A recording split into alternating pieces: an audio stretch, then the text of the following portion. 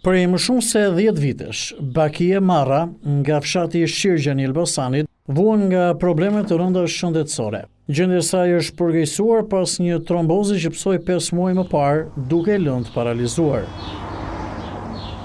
68 vjeçarja dërgjet në shtrat dhe ka nevojë për kujdes të vazhdueshëm. Ka 10 vjet, po vitin e fundit është më shumë se mur. 9 vjet na ka majtë shërbej. Po ka qenë vetë në lëvizje, kushtet i ka vështira shumë. Pranë shtratit të saj qëndron e motra, Burbuqe Paeshti, e cila thotë se ka lënë punën për të kujdesur çdo ditë për të, por e ka të pamundur të përballojë shpenzimet. Vjen muaj 80.000 lekë drita, çfarë më la? Njelëm në se ai edhe më s'ku të çoj, ku të vemi? Gjendja ekonomike e familjes është po aq e vështirë sa ajo shëndetësore. Bakie Marra përfiton pension invaliditetit të shkallës së parë me vlerë 12.000 lekë në muaj, i cili nuk mjafton as për ilaçe. Me 120.000 lekë, unë 100.000 lekë kam ilaçe që i marr, se gjithë dje nuk pat marr. Tani që ka rënë kështu ka 4 muaj, se nuk ngrihet fare.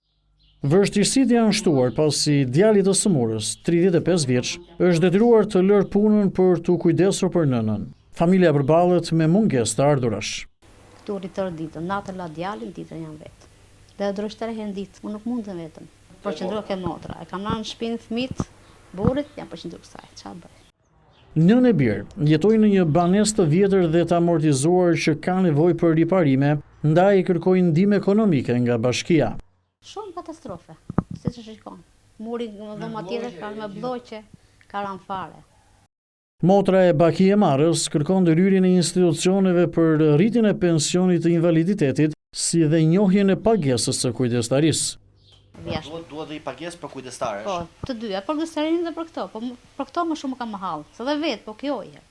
Mjekja e familjes, e kontaktuar me telefon nga Report Televizion, tha se gjendja e pacientes është e rënduar, ndaj ofrohet kujdes në shtëpi dhe një karrocë për lëvizje. Sa i përket pagesës së kujdestarisë, sqaron se motra e Bakie Marrës e ka bërë aplikimin në qendrën shëndetësore dhe tashmë pritet vendos komisioni mjekësor i caktimit të aftësisë për punë. Ndërsa kryetari i njësisë vendore Shqirgjan, Ibrahim Roçi, u shpreh i gatshëm për të ndihmuar familje në nevojë, por si fillim duhet të bëjnë kërkesë zyrtare për të përfituar ndihmën ekonomike.